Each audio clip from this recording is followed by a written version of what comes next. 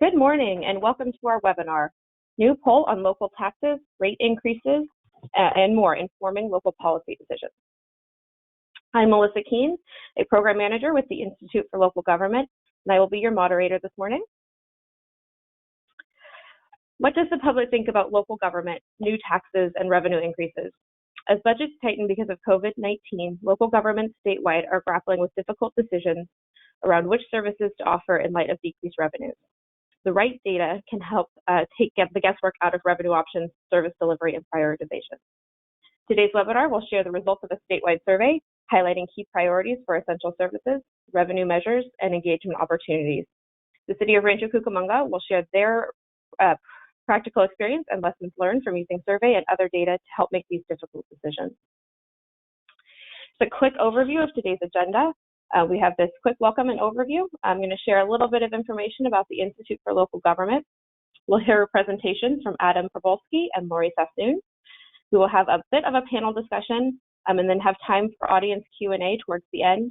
And then we will share all of our contact information in case you have any follow-up questions or we don't get to your question during the Q&A session. You all will be muted for the duration of this webinar. But you can ask us a question at any point in time by typing that into the questions box in the right-hand control panel of your screen. As I just mentioned, we will have time for Q&A towards the end of the webinar, and we will get to as many questions as possible. But if we don't get to your question, please still send it in and we can follow up with you after, or you can email us after the webinar and we can get to as many of those as possible. So a little bit about the Institute for Local Government. We are the nonprofit training and education affiliate of the League of California Cities, the California State Association of Counties, and the California Special Districts Association. We provide practical and easy-to-use resources so local agencies can effectively implement policies on the ground. We do this through training, through convening, through technical assistance on a variety of subject areas, including our civics education and workforce pillar, which helps create a pipeline to public service, facilitating municipal school partnerships, and sharing information about careers in public service.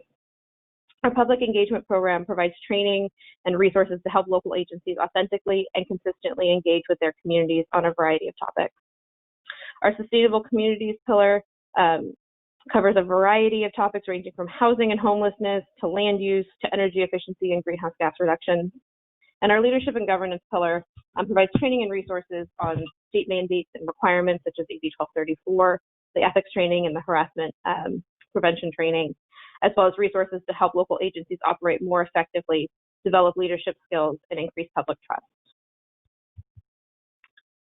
Just want to highlight a few of our resources for you all this morning. We have developed a webpage dedicated to the COVID-19 pandemic and response that covers a number of local government, state, and national resources, the executive orders coming down from the state, upcoming and recent tools and training opportunities, and highlights a number of the unique and innovative things that you all and your local government colleagues are doing statewide.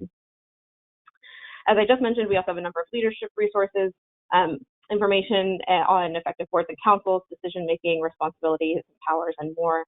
And then we have a whole host of public engagement resources that are free for you all that cover things from the basics of public engagement and just getting started to a framework that we have that we call tiers that really helps embed public engagement into your local government operations, information about how to partner with community-based organizations and increase language access so you can reach deeper into your community aside from the kind of the usual suspects that show up at public meetings and things like that. On the COVID side of things, as I mentioned, we are an affiliate of the League, CSAC, and CSGA. Each of those organizations also have created dedicated web pages with resources and training opportunities and things like that for their members. So if you haven't checked those out, I would definitely encourage that as well if you're looking for additional resources on these topics. So we're hoping that you can tell us a little bit about yourselves. We have two really quick polling questions before we get started, just to get a better idea of who is in the audience with us today. So I'm going to start this first. So what best describes your agency or organization?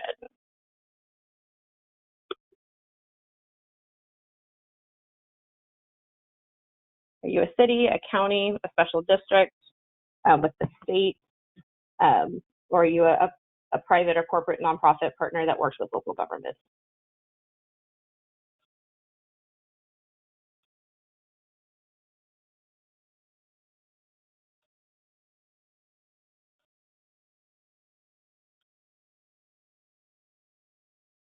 Just another minute.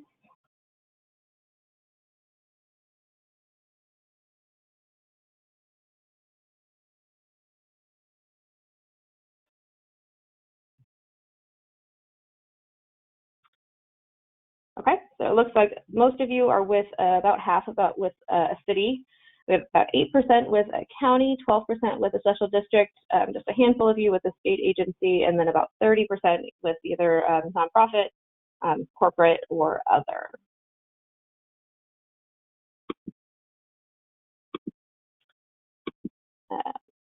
We're also hoping you can tell us a little bit about your relationship to local government. So if you're with a city, county, or district, are you staff or an elected official?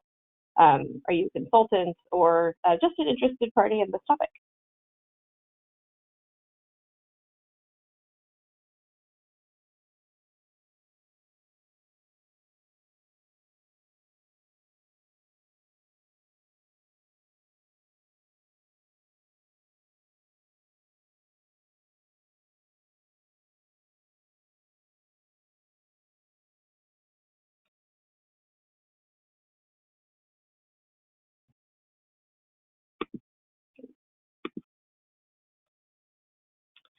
Okay, so we have about 54% are staff, 12% elected officials, about 16% is consultants, and 18% other.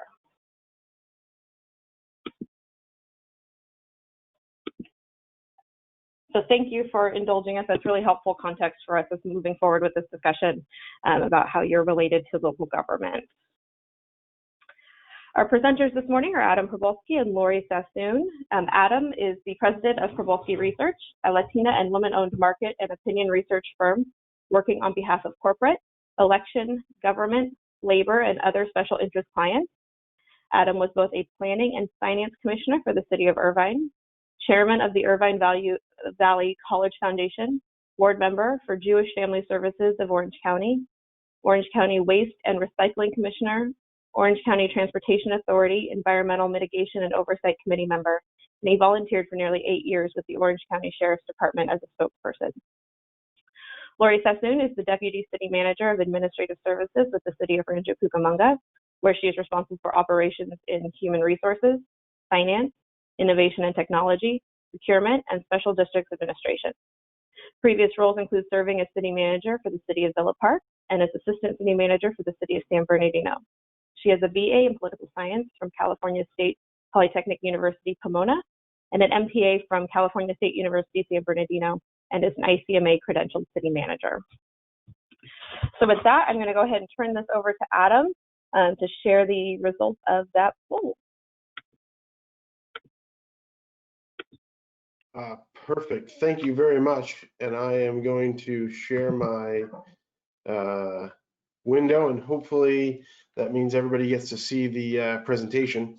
I really appreciate this opportunity. This is a fun group to be doing a webinar with, and I also really appreciate the poll results from the participants, because now we get to kind of tailor our commentary a little bit. I won't, we'll certainly speak to special districts and counties, but it looks like we've got a city heavy crowd and a consultant heavy crowd. I'm going to go right into the results, the details, and then we'll be excited for Q&A. I don't want to dwell too much on the technical details of the polling, but I think there's some key points to understand. And this is kind of what we do for pretty much any poll we do that relates to public policy, that kind of relates back to, almost always relates back to voters, sometimes residents, but almost always voters. In this case, it's voters. Almost every research tool we do these days in 2020 is multi-mode. So you've got people who respond to us by telephone, and the majority though online. It's pretty much how they're comfortable talking to us. And then we also make sure we always include Spanish as an option in any statewide poll, or pretty much any poll in California or in the US in general. 10% of people choose to respond in Spanish. It doesn't mean they only speak Spanish. It means that that's their preferred language. And it really increases our accuracy because we're making sure we're communicating in a way that people want, not just the mode by telephone or online, but also by language. And and of course, the data comes from county election officials, the voter data. So we then enhance it with contact information. So we're really reaching the right voter with the right mode. So getting right into some key results, trust in government.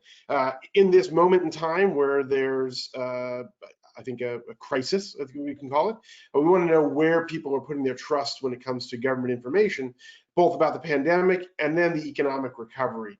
And it shows that the state government is really highest on the list. I think Governor Newsom is getting pretty high marks by most of the state. And so that's part of the reason for that. County government and city government cascade down, as you can see, but there's less communication, obviously, in a lot of cases from county and cities. Federal government is low on the list there, and I think you can probably conjure in your head as to why. I think there's some mixed messages coming from federal agencies and federal authorities, and special districts are lowest. And I'll point out this is not some sort of this is not reflective of, I think, trust in special districts. I think it's reflective of knowledge about special districts, something we've done research on in the past, and I think we all kind of know that there just isn't that that knowledge, even though some people in California have really close ties and connections with their special districts.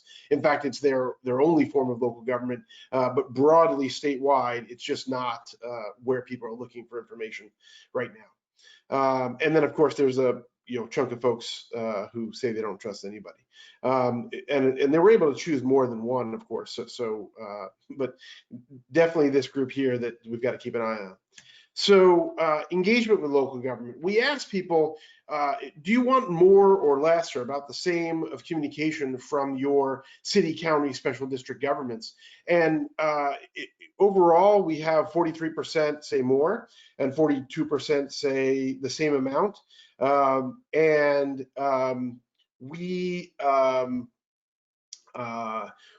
We broke the numbers down based on the different regions in the state. So by LA County, other Southern California, Central Valley, San Francisco Bay Area, and other parts of Northern California, just to see some variance. Not a whole lot of difference, but the key is here: 85% of the voters say more or the same amount of information. They want to hear from you. They are interested in your words, your information. So communicate and feel free to communicate more. It is definitely wanted. You're in good hands, good place if you continue to communicate. Next up, we asked about sales taxes, and let me be clear. We are typically in the business of helping local agencies find new revenues, not necessarily pass new taxes, but raise rates, raise taxes, and right their ship financially to make sure they can provide the services that the public needs and wants. We did this just to get a sense statewide, just to give you a little bit of guidance to government on where things are going. And so, and obviously you can see numbers change by region, but very much it's important to understand that these numbers are going to be very different in every specific jurisdiction. In this case, we did a split sample, so half the voters were asked about a half-cent sales tax for essential services like police, fire, paramedics, 911 operators. Pretty typical kind of language, not the exact ballot label you're going to have on a ballot, but pretty typical part of the language that you're going to see. And lacking some of those components like until ended by voters or the total revenue raised, but just generically. 52% overall support and 36% overall voting no and some unsure. This indicates that there is movement the ability to potentially go out there in getting a tax approved, depending on where you're at. Obviously, greater ability in Central Valley than, let's say, in other Northern California. But this is a kind of a good starting place. So we also asked the question, specifically without the police and fire and paramedics, we asked it with freeway, road improvements, traffic reduction measures, public transportation. You can see the numbers have shifted now. We're now in a place where you have plurality opposition to an election like this, a half-cent sales tax for the transportation funding. So you now have some clear indication that to have success, you're going to have to do it by talking about public safety and not about transportation, something that in the past may have been different. We also, because we know that we're dealing with a lot of city and counties here, TOT is a question we asked. And again, we asked the possibility of a transient occupancy tax. We called it a hotel tax. Again, pretty generic stuff here. We asked the question for police, fire, paramedics, the public safety component, and voting yes is 56%, and voting no is 32%. We round up. So that tells us that you could potentially, and you've got a chunk of 12% unsure. This gives us the indication that you could, for sure, have the chance of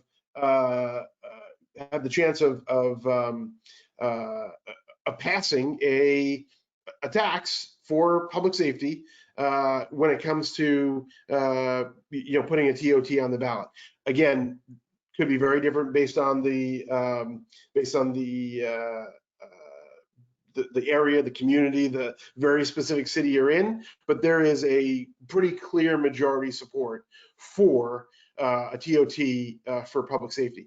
Looking at it for other services, so we bring in things like libraries and parks and senior and teen services, and actually support drops. So when it's essentially just for public safety, you have a higher level of support at 56%. When you bring in homeless services and libraries and parks, we drop a little bit. Still in majority territory, but this gives us an indication that if a TOT is something you're considering and you still have a little bit of time here to do some research or just kind of throw it out there, you've got some time to get on the ballot, you're probably most likely, absent any other research, to focus on the public safety aspect and have success. We also tested some things about water, because water is a big part of our practice, and we wanted to give indications to water agencies. And this kind of gives you some perspective on any kind of special district that has a fee. You'll see first here, we asked the question, what do you prioritize when it comes to paying your water and sewer bill if you had limited funds? So you can see 47% say they would prioritize paying the water sewer bill over entertainment, which is, I think, probably a good thing. And then when it comes to water and sewer and things like that, would you prioritize paying that versus your retirement savings? 26% say yes, and you can see it kind of cascades down from there. I don't know that these numbers necessarily bode well for people paying their water and sewer bill or some other special district bill that you might be getting, but clearly there's some sense that that you can kind of not pay that bill, and recent events have suggest they're right. I mean, we're not seeing turnoffs, we're seeing long runways for people to not pay their bills. So people are probably prioritizing other things if limited funds are a factor for them. Most important, I think, for special districts is this question that we posed, essentially using emergency funds and going into debt potentially versus raising rates, and we gave them some pretty clear indications that these funds could probably be needed for an emergency like an earthquake, but they've still chosen to tell you that they don't want you to increase rates. This is very different than research we've done in the past that typically says, we understand that the voters typically understand you need to raise rates, you need to increase revenues in order to cover the bills. They understand whether it's by real understanding or just consciously understanding the concept of an enterprise agency, they understand it. In this case, there's a moment in time, this pause, I would say, for the pandemic that says probably put a halt on any significant rate increases. Again, this is kind of counter to what we typically counsel, and counter to what we typically are working towards for our public agency clients. But this is a good indicator if you don't have any local research to say maybe put the brakes. And then we have another question about something we've been typically asking on a pretty regular basis now for most of our public agency clients, specifically enterprise agencies. We say, do you think your local water district, or a statement, my local water district cares about the health and well-being of me and my family? We like to see big numbers here, or at least majority numbers. 44% overall say they agree, and a 20% say they disagree. A big group of people who, well, obviously who are unsure, and then some who don't have a specific water bill. I think this is something that if every agency could ask, they'd love to know themselves. And as we start to see public health and public safety be more associated with water, this is a number you'd probably want to track. So that is the extent of what we want to present. I'm excited for questions. I'm excited for Lori's presentation as well. Great, thank you, Adam. As we turn it over to Lori, just a quick reminder for everybody that if you have a question, either for Adam or as Lori's presenting, please feel free to type that into the questions box on the right-hand channel of your screen, and we will get to those after the presentation.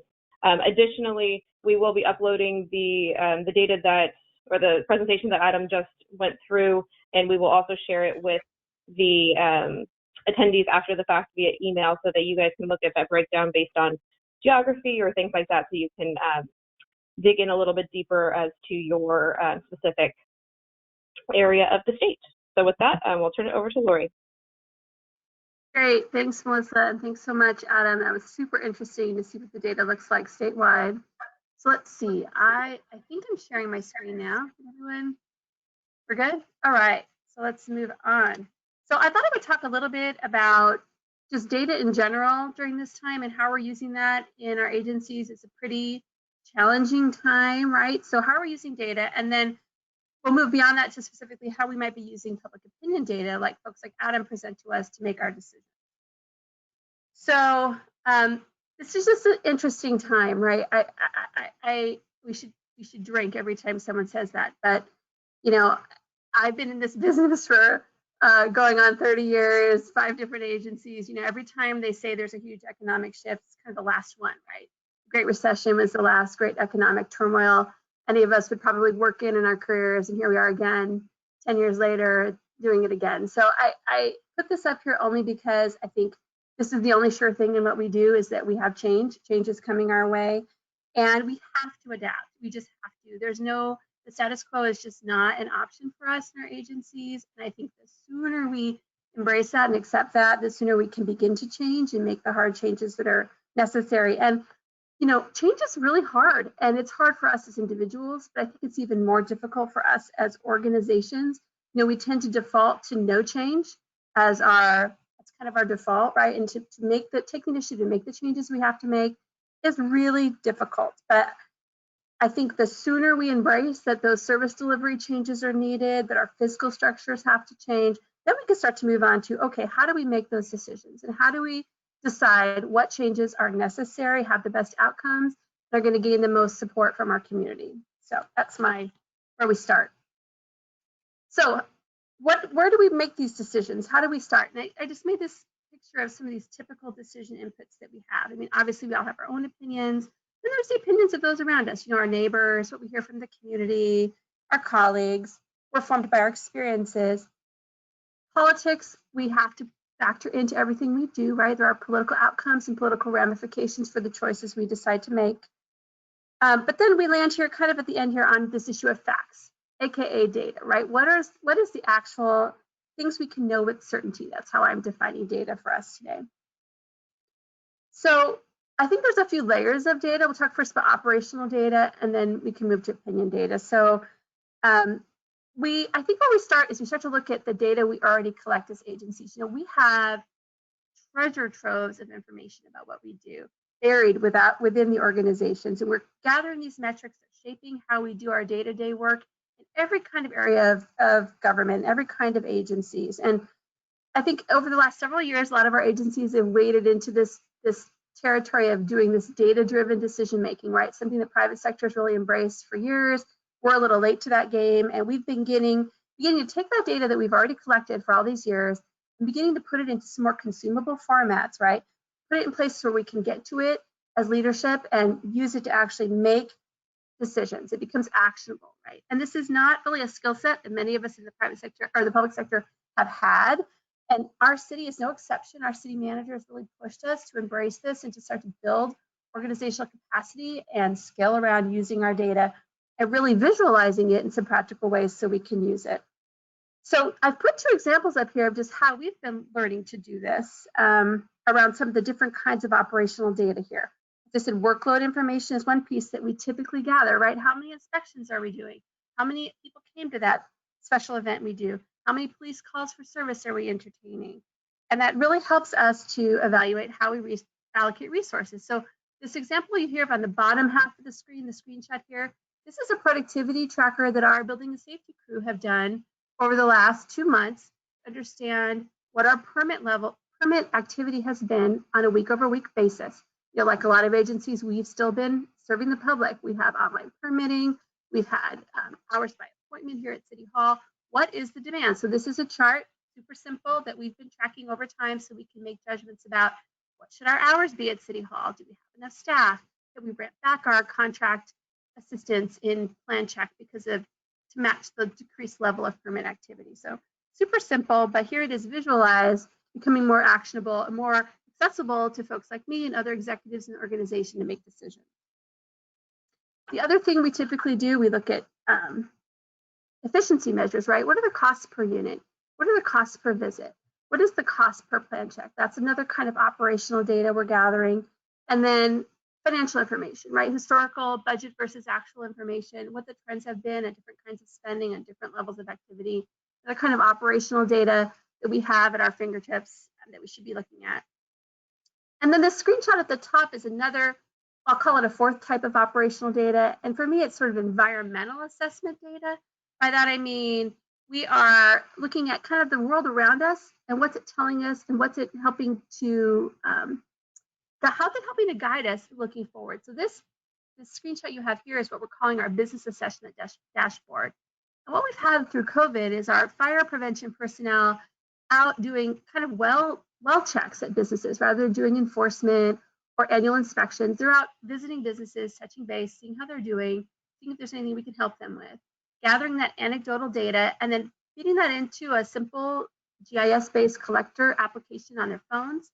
And our GIS team has visualized it in this dashboard. So this dashboard's telling us is that it's kind of a heat map of distressed businesses in the community. And you're seeing here of all these reports, 111 of these businesses are telling us their activity level or their income level is below normal or distressed.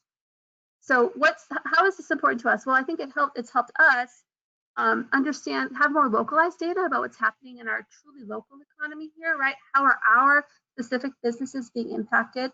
And that helps us respond with what we hope can be the right sorts of business support initiatives and also community information, communication pieces to help support our local businesses, and also helps us with our revenue forecasting for budget. So these are some sort of simple examples of the operational data we probably all already have that we should be going back to as a touchstone during this sort of situation this time we're in. Similarly, we have layers of opinion data. So I love this meme so much. Our favorite source of opinion data is Nextdoor. It's absolutely not our favorite source for those of you in cities. I know you're all shaking your heads even though I can't see you, but you agree. So we hear opinions from social media, right? Social media comments, Nextdoor comments, Facebook, we hear that. That's sort of one level of opinion that we receive. Then we engage in sort of the proactive public engagement that we do, right? We may use one of the many online platforms that are out there to help us do online engagement with residents. We may do other kinds of proactive engagement like public forums, Facebook Live forums, other kinds of stakeholder engagement. Then we may do sort of our staff level resident surveys, right? Post a survey on Facebook or do paper pass outs at the Little League games, gather information from people that way. And then there's this sort of more sophisticated, the resident and the voter polling, the kind of work that Adam and folks like him do for us, right? That's sort of the spectrum or layers of opinion data. And for me, the way I like to think about what Adam does, the survey work he does, or I'll call it a poll, because that's what we usually hear about in the news, are polls. Polls are telling us facts about opinions, right? So we hear lots of opinions, but what folks like Adam are giving to us are the actual facts about opinions, telling us what the propensity of the folks in our communities actually really believe. So we can sort of set aside the next door feedback as one level of feedback, but we can count on what the professional survey folks are telling us. Okay, so let's just talk a little bit about these different kinds of surveys we do. So most of these kinds of simple surveys we do, again, using online survey tools that we as the agencies have, or just paper surveys, they're inexpensive, right? They're less expensive, but they're also less reliable for us, right? They could have the same people completing them over and over. They're depending on people to opt in, to come participate in our survey. And so often those are the people that are very passionate for or against or in support of or in opposition to whatever it is we're looking for opinion about. And we're also not capturing people who don't really have any opinion about what we're talking about, right? We're all that sort of I don't know or I don't care, that segment of the population we're not hearing from. We're taking to hear from people, I think, who are more polarized about a given issue. So that's interesting. And so they're not a random sample where the sample is representative of the specific populations, like what professional survey company is doing for you. Now, on the other hand, the professional survey, where I'm calling the poll, I mean, you're getting statistically valid data within a range, right? They tend to be more accurate representations of the opinions of a given group. So they become more predictive for us, but they're also more expensive. They're an investment for us. But I think there's times where that investment can really pay off. So when we're looking at operational and more service-oriented changes, I think that both these sources can be helpful of data, but I think that the less formal data mining, if you will, can be helpful for us. Do we want ballet classes or more soccer classes, right? I mean, that kind of thing, then we can kind of use our own tools. But when we're looking at a revenue measure where we're looking at going to ballot, we need to land on a poll. We need to care about more specifically and more directly about the validity of the result. So why a poll? Why a poll? Right here, I've got some information for you. So polling, again, I think is the last word if you're considering a revenue measure. We use all these other tools. We start there, but then we land here on a poll. First of all, we're going to make sure that representative sample is there for us, right? Adam talked at the top of his poll. He had the big slide about he's using specific techniques. He's getting sample across all 58 counties. He's making sure that the demographics of those people that have been reached are matching the demographics of the folks that are expected to turn out in the November election, right? It's great to hear what everybody thinks, but the bottom line is it only really matters what the voters think they're going to turn out at the election. So that's one thing we're getting from the poll. The other thing we're doing is we're asking the question exactly as it will appear on the ballot. I've worked on a number of revenue measures in my career, and electeds always want to say, you know, for the cost of one Starbucks a week, would you support your local police officer, right? But state law just doesn't let us put measures that way on the ballot. So we have to ask the question exactly like it would appear on the ballot. If it's a tax, it needs to say it's a tax. There's certain legal parameters around how the question has to be asked. So we work with our attorneys, we draft an actual ballot measure question exactly as how it would appear on the ballot, and we ask that question. We also have the ability to test informational statements about the given measure to see if people are more or less likely to vote for or against the measure, depending on those informational statements. And, you know, as public agencies, we have to be careful. We can't advocate for or against a measure, but we have an obligation to provide public information. If we're going to spend public dollars on public information, the responsible thing is for us to understand how that information is being received by the potential voters. So we're really testing that and figuring that out in a poll.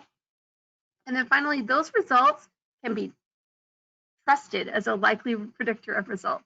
Again, I think for those of us who've done measures before, it's uncanny to see how spot on a well done poll is in terms of likely predicting pass or fail. So I just wanted to spend a little time on a recent example here in my agency. We last summer started talking about a possible TOT rate increase in our city. TOT's been the same since the city's incorporation more than 40 years ago. So there was a discussion among council members about, hey, maybe we should go back and look again at the TOT. So we started to do that. We did some community information. Our community affairs team did Facebook posts and some Instagram stories, and we did newsletter articles about TOT, some informational, educational information. And then we did some survey work with the Probalski team. So this is a screenshot of one of the results from that survey from December of last year. And what this slide is telling us is showing us how likely voters are reacting to factual information about the measure. So in this case, we're telling them a 2% increase would generate $1 million to the city. Knowing that, does that make you more likely or less likely to vote for the measure? And what this slide is telling us is that that piece of information is actually helpful to voters in making a decision, and more of them are more likely to vote yes when shown this information. So it's kind of interesting to see. So the polling doesn't just help you decide if your measure is viable, but it also helps you decide, again, if that neutral information is beneficial to the public, if they're hearing that or not. Now, in this case, too, the results of this survey showed pretty strong support for a TOT increase. So we had been moving ahead, working on that through the spring, had decided to do a tracking survey to make sure that support was still there, especially given what's happened with COVID. And updated survey work has shown us that the support we had seen in December is no longer there here this spring. So I think at this point, the decision is to not move ahead with the measure, because again, the survey is sort of giving us that's likely predictive of the November election. We are not moving forward our measure right now, but given the fact that the community seemed overwhelmingly supportive, I think there'll be a good time in the future. So one last word on survey work. So, we like to think we're real connected to our community and that we know the people and people around us are telling us their opinions, but it can be an echo chamber, right? And doing some really good research work can help us get out of the echo chamber. Like this little cartoon says, we tend to have confirmation bias, right? We tend to see the data that confirms what we already mean to be true. And I think among elected officials, you're super connected to your communities, and you do have lots of connections with folks in the community, but they tend to be really, if you counted them up, my number is 200. Usually about 200 people who are really active and engaged in speaking to you. And so therefore, it can kind of make our gut and our instincts be off. And so when we're doing these kinds of survey work, using professionals to do this work can really help us get beyond that confirmation bias and see the reality of how people feel. And I had a specific example of this years ago, working on a revenue measure in another agency. We really felt like one certain type of revenue measure was really going to resonate with the community. We felt super strongly about it. We spent a lot of time and staff effort to craft a measure that we thought was a slam dunk, and did some polling and sort of threw on a different kind of measure is just because we had space in the survey. And what came back to us is that the measure we felt would be wildly successful was actually a dog. It had no support whatsoever. But the measure we had sort of tacked on as a maybe actually pulled like almost 70% support. And we were shocked. And so was our council. We didn't expect that data, but again, we hear from who we hear from. But when we actually reached out to the voters, they told us something else. So we were disciplined and followed where the data took us, made a data-driven decision to put that other type of measure on the ballot, and it passed by within 1 or 2 percentage points of what that survey had told us it would pass by. So the survey data is where we should land. One last thing about engagement. Melissa mentioned about their engagement work, and I just want to put in a plug-in for the tiers model and toolkit that ILG has put out. I'd really recommend using this tiers model as a place to start in any engagement you're looking to do with your community, not just about revenue measures, but especially about revenue managers. It's just a great process and toolkit to help us think more deeply about engagement and really make sure that we're trying to hear from lots of different kinds of stakeholders. They also do the Learning Lab, which I understand is going online, going virtual.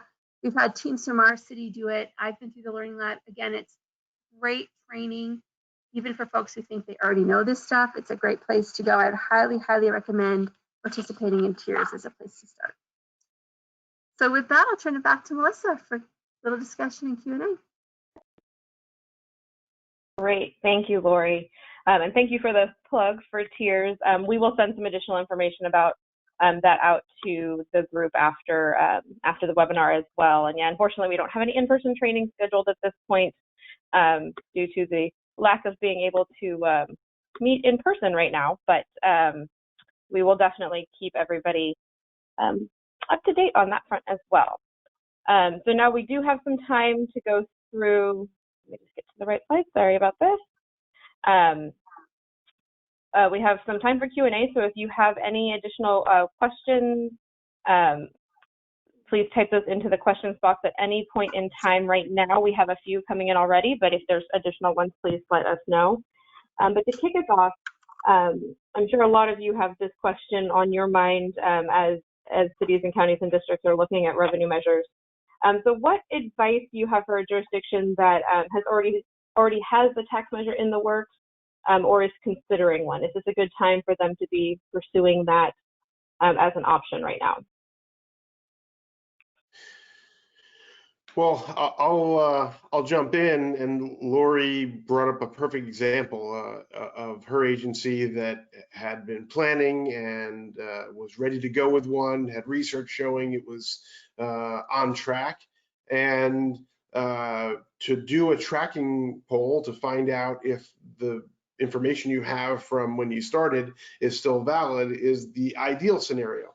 I think we're definitely cognizant of the fact of while we're pollsters and we want you to poll all the time, not every agency has the resources to consistently do that sort of thing. You may not have any resources to poll, and so you may just be going on gut or those other kind of more basic survey tools to kind of get a pulse of the community. I think it's important to make sure that you are definitely doing whatever research you can, whether it's at the tracking poll level or at the ear to the ground level, to see whether you're going to be successful at this moment in time.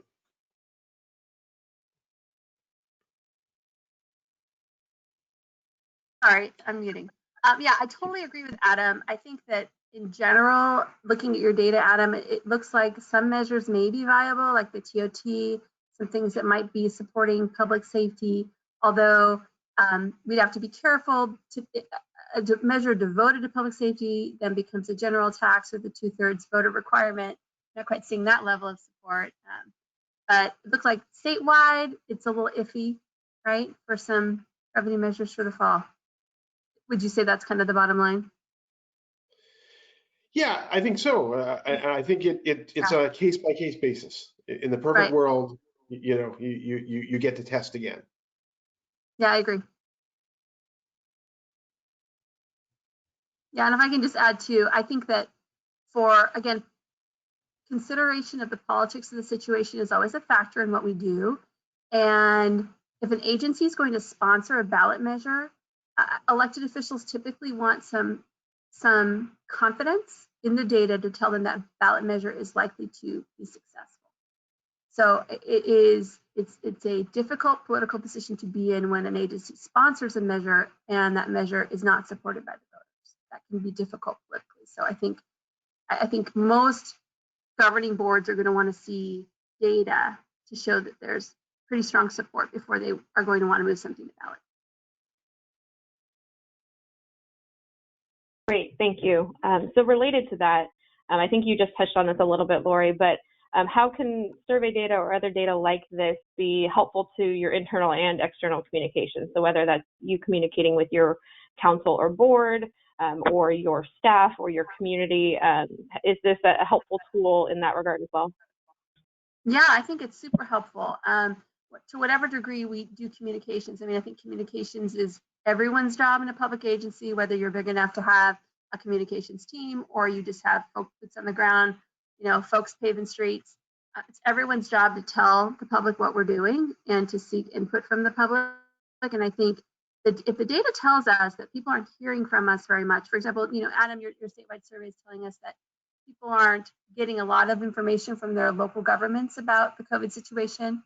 That's telling me, well, we feel like we are using and creating a ton of content that we could probably do more, that people are not feeling like we are one of their top sources on this, what's going on with the pandemic. So I think survey data for sure can help us focus our resources in communication. I'll chime in with some of the things we didn't talk about when it comes to the research is targeting, although I think Lori brought it up a little bit, not just identifying where voters are at or where residents are at. Are they happy with your services or not, or will they vote yes or no? But also demographically and geographically, is there some challenged part of your service area or your city or county where they don't feel like they are getting the services they deserve? Or is there some socioeconomic or demographic group that doesn't feel like they are included in some way? And you can really identify those things through the research to make sure that you either address it or at least kind of know there's a problem. And then also how you communicate. Lori brought up Nextdoor, of course. Other social media is a big way to connect with the public. But there's people who are, still reading physical newspapers. There's people who are getting their news only online. There's people who say text me, people who say email me. So you really want to best identify the way to communicate, not just what message and how they feel, but how to get that message out. And the research can tell you where they're spending their time, whether that's in front of their screen or in front of a paper newspaper. Great, thank you. Just another plug, we definitely have a number of questions coming in from the audience, but if you have any additional questions, please feel free to type those in and share them with us at this point in time. Adam, we have a couple of questions about the data itself. Can you share when the poll was done and what was your sample size and your margin of error for the poll itself? Sure, yeah. So the poll, and it'll be in the slides, was done May 2 through 5, and the margin of error was 3.3%. It was a statewide poll. So a pretty typical statewide poll, sometimes 900, sometimes 1,200 or so, but your typical statewide poll, very predictive of what broadly statewide voters think. So pretty recent data and every reason to believe it's accurate data. Perfect, thank you. And on that note, again, we will be uploading the presentation for you all and then distributing it after the fact. So you guys will have access to all of that information and the breakdown of the data as well. Adam, another one for you. So how do you address possible low response rates from a community or a community segment who is tired of getting phone calls from pollsters, yet you want to get opinions of people who have potentially limited internet access? Any thoughts on that? Yeah, so our multi-mode approach, and it's not just us, most pollsters today take this approach. The telephone is certainly a significant factor in how we do research. In this case, about a third of the respondents are on phone. But keep in mind that is landlines, because you probably know one person that still has a landline. And then obviously the majority of those responses on the phone are on typically on mobile phones. So that automatically kind of gives us the chance to reach the different parts of the community in a lot of cases. And then I think people would be surprised at the percentage of people that are willing to answer their phone, talk to a interviewer for tens of minutes. They're interested in the subject matter. They think it's their civic duty. They're bored. We'll take whatever it is, the reason they participate, they do. And then in the online environment, we don't require some heavy internet access. We email people, voters, and we also text them. And to us, while we track the difference in responses to see if there's some difference in mode, it really doesn't matter to us if you're sitting at your tablet or your cell phone or your laptop computer. If you onboard via email link or by text message, you get the same very basic web experience, the kind of thing that even in low internet environments works just fine, and they can click through and respond. So that really gives us the chance to talk to people, have them respond online, and really essentially meet voters or residents where they are. There are very unique circumstances where we don't feel we can reach the group that we're trying to reach in those communication modes. And in those cases, like in DUCs, like disadvantaged communities, we may actually go door to door, which sounds insane in 2020 and a little bit odd in the pandemic era. But we'll go door to door. Usually, there's like chain link fences and compounds and Rottweilers and shotguns involved in those places, and we have to be cautious in our approach. But there are moments in time where we have to go door to door, and if we do, that's the next step we have to take. But almost always we can get it done by telephone and email or text. Great, thank you. This is a question I think both of you could potentially speak to. Do you have any feeling on if the term economic recovery resonates more with community than maintain and improve infrastructure?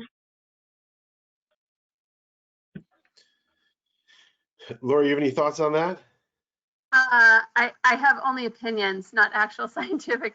I'm going to guess it probably does, only because of where we are in the economy. But that would be a super interesting message point to test. I'm not aware of any data around that. Yeah, I mean, I would say, infrastructure is associated, especially right now, and is going to be much more prevalent, this discussion of infrastructure and jobs. Shovel ready, we see legislation coming out of Sacramento talking about funding shovel ready projects. So I think it may be some combination of those phrases. Yeah. And it might be helpful to test it before you launch some sort of outreach. Yeah, and again, I think it depends on if you're just trying to reach your community with general information or you're working on a revenue measure. If it's just a matter of what would be more informative, more helpful for your community, then using a phrase like that might be great to use. However, if you're talking in the context of a ballot measure, either what's on the actual question, the ballot question, or what's in your neutral community information, you would want to be consulting with your city attorney, because it could be construed as, well, the non-legal terms, right? I would say a little too fluffy, a little too not so neutral. So you might have to proceed with caution if it's in the context of an actual ballot. Yeah, one other thing I would say, I think in a lot of cases, we're not, in some cases, we're not necessarily talking about a ballot measure or revenue measure, especially for special districts. Oftentimes we're talking about big, meaty projects. We're talking about a sewage plant, or we're talking about some pipeline, some kind of new big thing that could be disruptive in some cases, or could have some naysayers. I think and that could be the case here, where we're talking about some $100 million, or in your community it might be a $5 million, but it's a big project. There's real value in testing and understanding before you launch. We've seen a lot of kind of false starts when it comes to projects like that, and so that's where I think this could be related. Also, the fact that are you talking about your big meaty project as economic recovery or infrastructure, and you want to know what they think before you start marketing it. Great. I think we've got time for maybe one or two more questions here. We have a question about setting up a survey. So for an agency who's thinking about doing a survey, what do they need to consider when setting one up or hiring a vendor to ensure that they get valuable data from a representative cross-section of their community? So what are the considerations when pursuing this kind of work? I have a lot of ideas. Lori, why don't you tell us? Yeah. So I think that send out some, like an RFQ. It's not like a bid a competitive bid process for professional services, typically for the most qualified folks to help you. I think a simple request out to the firms in California that do this work and ask them to give you some of the samples of their work and to propose what they would suggest would be a scope. And then you can kind of compare. And I think generally you're looking for people who, if it's a revenue measure, you're not just looking for what everyone in your community thinks. I mean, you sort of have to have a laser focus on what the likely voters in November think. It's almost, it's much less important to understand what everyone thinks, right? So a good survey company is going to be really honed in on what your goals are. If you're just interested in community data because you're looking at making fundamental structural changes to the organization, then yes, you're looking at what everyone in the community thinks, not just voters. But if you're looking at revenue measures, you're looking at likely voters in November and what they think, right? So that the firms will be able to tell you that. And I would say, look at what the end product would be. Ask them for a sample report of what the outcomes of prior survey work has been for other agencies. So you can see if that's really hitting the mark in terms of your expectations. Those would be my suggestions. Obviously, we have a lot of ideas about this. I'll say, as Lori said, there's really just a handful of firms that do this professionally that have a focus in California. All of us are. I mean, I would, I would hire any of those handful of firms. Myself, and their quality product. I think we have some advantages that we can articulate. The one thing I would say differentiating some of those organizations is as much as staff, and we are very conscious of not being hyper political. Lori's does talk about the fact that we want to talk about voters if it's whether it's a ballot measure or even some major project that you want to know for your policymakers standpoint how voters think, because that's eventually who they have to answer to. And I think the only critical thing is to make sure that you have an organization, a research organization that understands voter and political outcomes kind of over that academic approach. Nothing against the academic researchers, but if they lack that political understanding, it could be challenging to give you results that could be really useful. Yeah, absolutely true. And I think those few firms in California are experienced working not just with staff to get good outcomes, but the sort of interpreting that information back to councils, back to electeds, usually like in a study session or a workshop. And that having that professional, bringing that expertise to the table, I think is super helpful for elected bodies. Perfect, thank you.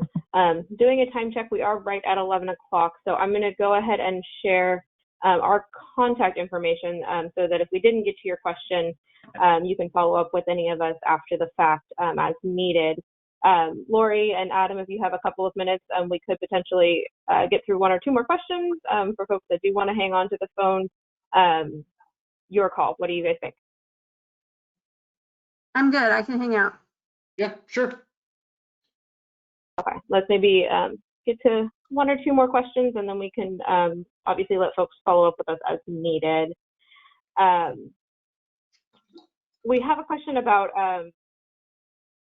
polling through postcards. So do mail-in polls where an agency mails out postcards with a request for information, is that an effective way to engage with your constituents and conduct a poll? So I'll say we are fans of any kind of research, and we're fans of engagement. And I'll let Lori kind of speak to the different kind of non-professional tools that they use for survey research. But I'll say this: postcards are not an effective means of getting statistically valid research, typically. And however, there are times where in a complete kind of telephone, online, sometimes mail or in-person scenario, you may incorporate them or drive traffic to an online survey. But the challenge is balancing the results, making sure you're having demographically diverse and accurate results based on gender or party or age or geography. And I think that's a challenge. So I don't want to say that's a bad way of reaching out and understanding what the segment of the public thinks that actually chose to respond, but is probably not going to yield statistically valid data. And as much as, like I say, we want to poll early and often, I've done other discussions about how to poll for free, how to do no cost surveys, and feel free to reach out to me. I'm happy to provide that resource. Again, not going to be statistically valid, but interesting and useful. Lori? Yeah, so actually, my agency has done that a number of times, sent postcards to gather feedback. I think that, first of all, it's an awful lot of work.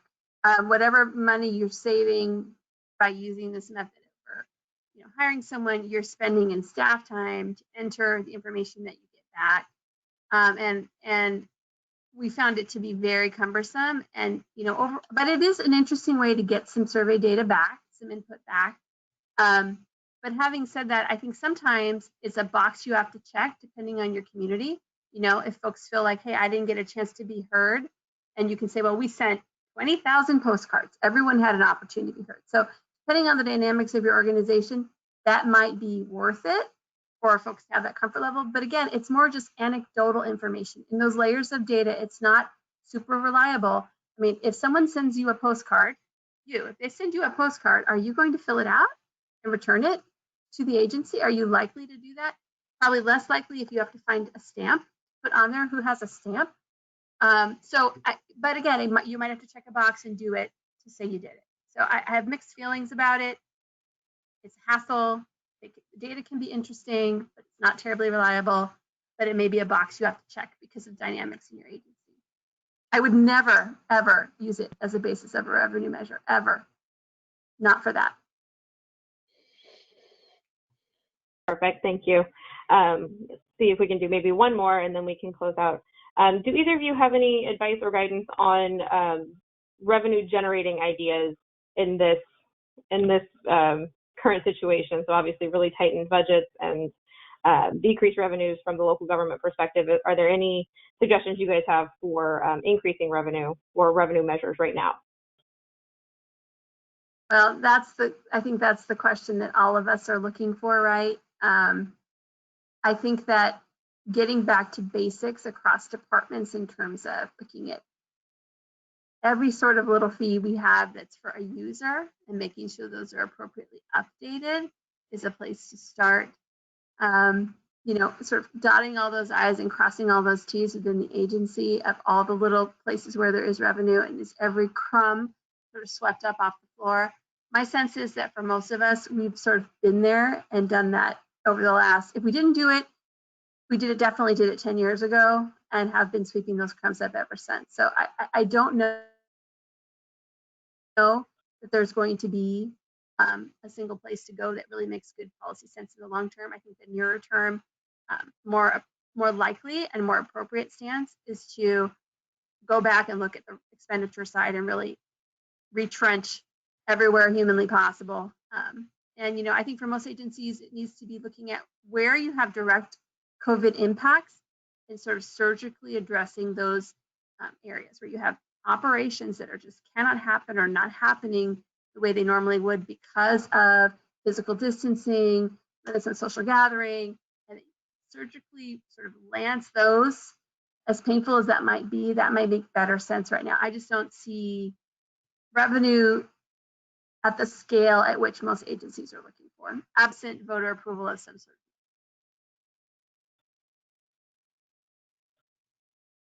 I hope I'm wrong, but that's my opinion.